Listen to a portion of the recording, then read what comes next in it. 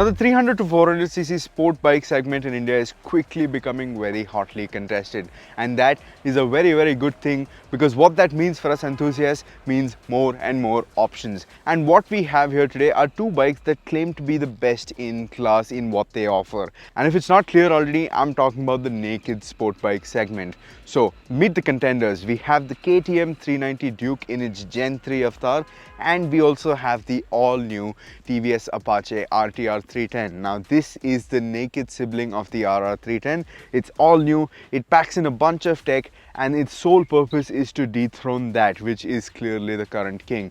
Does it manage to do that? Welcome to the Evo India YouTube channel, and in today's video we're going to be finding out which one of these deserves your hard-earned money. Now if you like this video, do give us a thumbs up, share this video with like-minded enthusiasts, and click on that bell icon to stay notified for all things thrill of riding.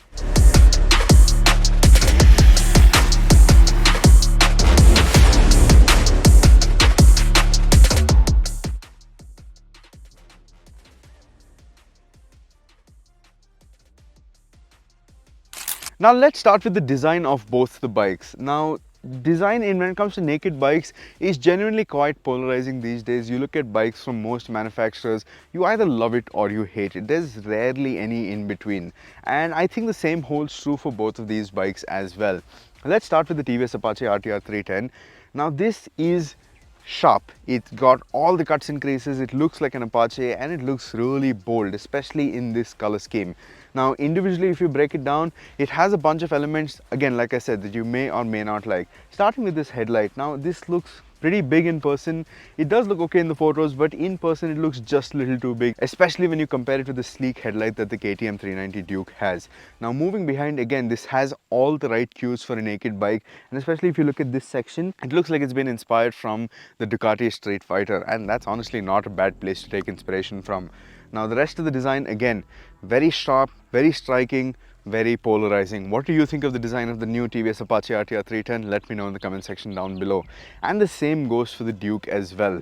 It looks like it's got a lot more panels than before. It's shorter, but at the same time it's taller, and by that I mean that the seat height has gone down, but the ground clearance and everything has come up. You have a new bigger tank, you have this front end that again some people love, some people hate, and these long shrouds that come around the fuel tank, and the rear end which is again sharp and chiseled as ever. Both appeal to that audience that really prioritizes the riding experience more than the looks, and again, if you like it, well, that's a bonus. So which of the two designs do you prefer better? Do let me know in the comment section down below.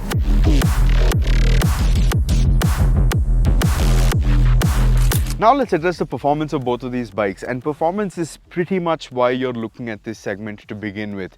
Let's start with the KTM 390 Duke. Now the KTM 390 Duke, when it first came out, quickly set the benchmark for what performance should be. Then came the second generation, which added a lot of sophistication and electronics to the equation, but because of emission norms being as stringent as they were, it tapered down a bit of the hooliganism.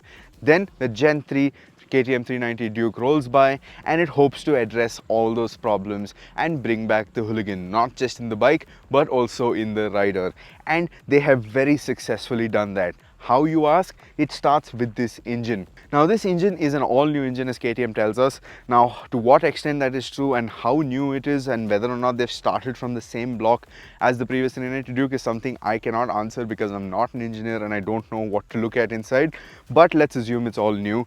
It uses a 399cc displacement now. It's got a slightly different bore and stroke figure as well. What that means is more power and more torque as well, and that definitely does translate into the riding experience.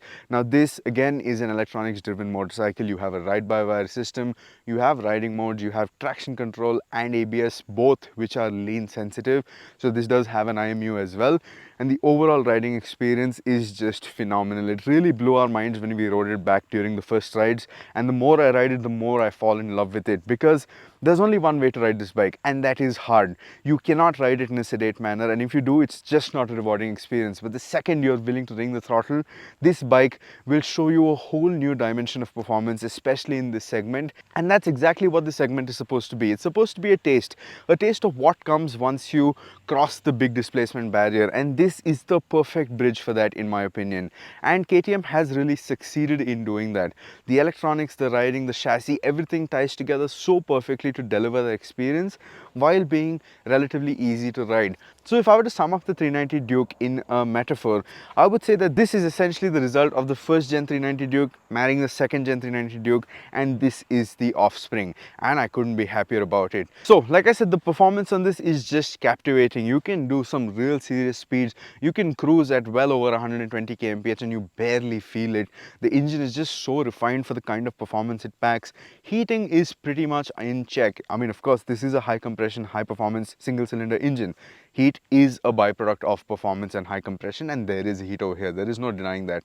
But it does contain it pretty well, because I've done 200 kilometers days where there is a mix of ghats, there's a mix of some insane traffic, literally bumper to bumper for 20-25 minutes at unstretch, and also long sessions on the highway. During all that, I never got a single heat warning. It never went beyond a temperature where performance was hampered or where I had to stop at the side of the road for the bike to cool down. Although it would have benefited me to stop on the side of the road and cool down, because that's just how much performance this packs. Now, let's move on to this TVS Apache RTR 310 and look at what this has to offer. So this Apache RTR 310, like I said, is based on the TVS RR 310. Now the RR 310, when it initially launched, it had its fair share of problems. Refinement being one of the key problems that needed to be addressed. What TVS has over here is the most aggressive tune of that 310cc engine. Now this is running forged pistons and all the good stuff from their race bikes, plus it's running high compression as well. That has resulted in a bump in power and torque. So this is the most powerful, most potent version of this engine as well. Be it the BMWs or the RR 310, the RTR 310 has the most powerful version of this engine.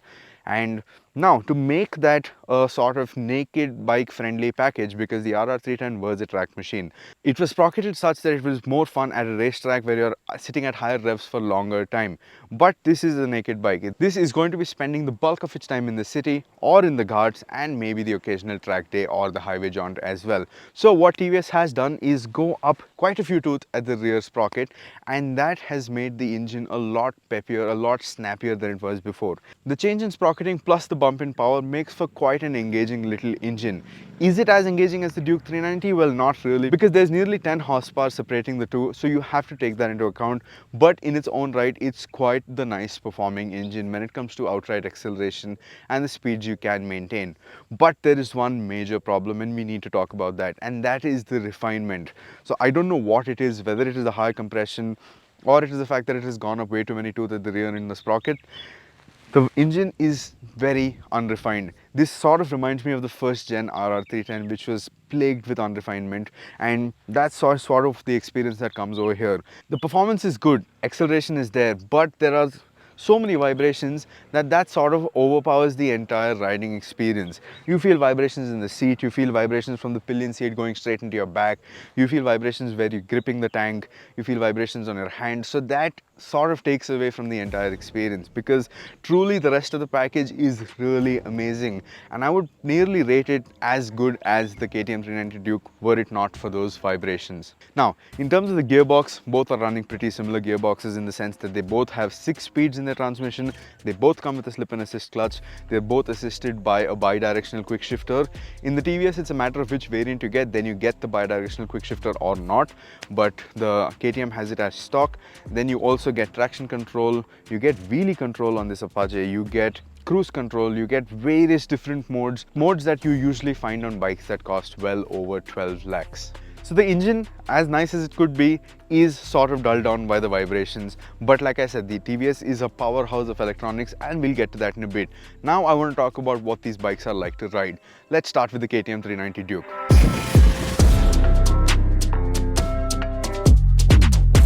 So you sit on the KTM 390 Duke and you're greeted by a much shorter seat height than before. That is a result of the fact that you have an offset monoshock now, an airbox which is spaced larger and slightly differently positioned. So what that allows KTM to do is get the seat height lower, but at the same time cleverly get the ground clearance up. So what this means for you as a rider is even shorter riders can comfortably sit on it, and most likely flat-foot it as well, and you're reaching for quite a sporty riding stance while staying relatively upright. Now, I am not a tall person, I am 5'10", but I'm not extremely short either. But what I do feel is that over a slightly longer distance, the bend in my feet feels a little cramped and I would like a little more room. So one way I can think of addressing this is getting the tall seat height as an option. That will bump up the seat height from 800 to 820 mm, which should make things easier. And again, with how narrow the bike is, I don't think even shorter people will have a problem if they option the 820 mm seat height, but the fact that it comes 800 out of the box is great. Now, KTM has made some real strides on the chassis department. So the front frame is relatively unchanged, but it has an all new aluminum subframe, and as you can see, it looks pretty beautiful. Where things have changed quite a bit is the suspension. You get WP Apex forks at the front and a monoshock at the rear, but this time around it is adjustable. So you get 5 clicks of rebound and compression at the front, and you get 10 clicks of rebound and preload at the rear. Now, out of the box, without setting any factory settings, the suspension is great. It is surprisingly pliant for the kind of bike it is, but at the same time, it has the stability and the composure that you want when you're going out attacking corners. In terms of tires, these are using the Metzeler Sport Tech. Again, pretty good tires, but if you go out on the track, you'll quickly realize that you would do with the better compound tires. But as they stand, these are pretty good. Even on the brakes, you get these nice levers with the adjusters over here. You don't get the coin adjusters anymore. All just adds to make the bike feel a lot more premium than it is, and the braking performance is also great. And now, owing to the fact that the suspension is so much nicer, it doesn't dive a lot under braking, keeping the overall braking experience really nice. Sharp bite, tons of feedback, good progression, and not a lot of brake fade either. You also have the supermoto mode, which you can customize, set it up, and one good thing about that is even if you switch the ignition off, come back to ride the bike the next day, if you had kept supermoto mode on, it will stay on.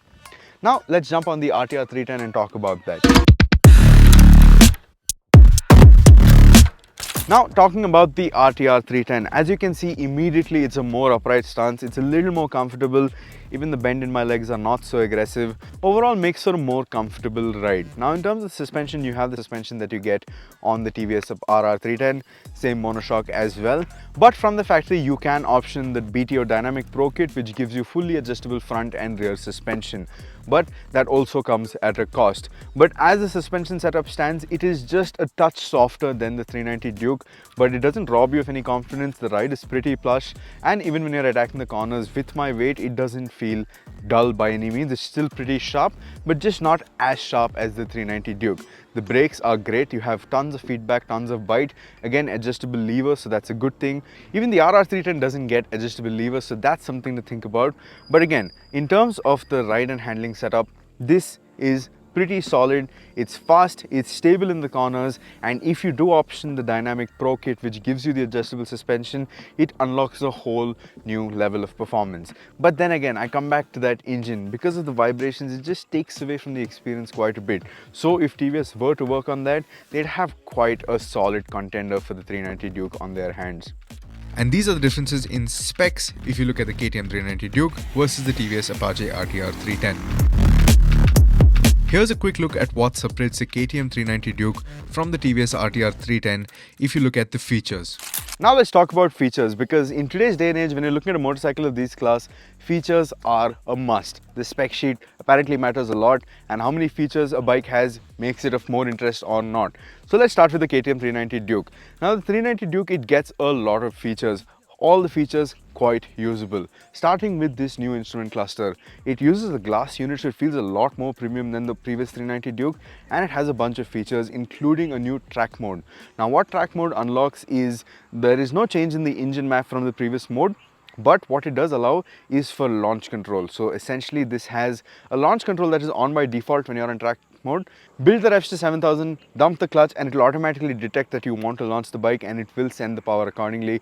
Apart from that, you have cornering traction control, cornering ABS, you have a speed limiter, not cruise control, but you have a speed limiter. You can pair your phone to get turn-by-turn navigations and all of that. And the UI is great because you control it with this switch gear. Nice, chunky, easy to use even with gloves. That's the extent of the features that this KTM gets, including a USB-C charger. Then we move to the RTR 310, and this is where things get interesting, because the features list that this RTR 310 packs is simply quite exhaustive. It is at par, if not more than some superbikes or cruising touring bikes even. You get cruise control, you get cornering ABS, you get cornering traction control, you get wheelie control, you get rear lift mitigation. If you spec it, you even get a heated and a cooled seat. And there is a lot more features that I can't even keep track of at this point, so there will be something on your screen that will tell you exactly what else this bike gets. All of that is controlled via via this 5-inch screen, which is horizontally stacked rather than vertically stacked on the RR310, and the controls are very similar to the RR310 as well. So again, pretty intuitive. You get multiple ride modes with different throttle maps and power delivery maps, all of which really work. So the features on this aren't a gimmick. Some of them may seem like a gimmick, but upon using them you realize that they are actually usable. But whether or not you should be paying the extra amount for those features is something you should test ride and consider. One more thing I want to talk about is the bi-directional quick shifter. Both of the bikes get them, but the unit on the TVS works just that much better than the KTM's. Not to say that the KTM's isn't a great quick shifter unit, it is especially much better than the previous generation's quick shifter, but the TVS's just feels a lot more natural for more speed ranges than the KTM's. The KTM's feels much better when you're blasting down a straight and you're using it at higher speeds. At slower speeds it can feel a bit clunky at times, but on the TVS it feels pretty solid throughout the speed ranges. Now that's about the features of the bike. Now it's time to tell you which one you should be choosing.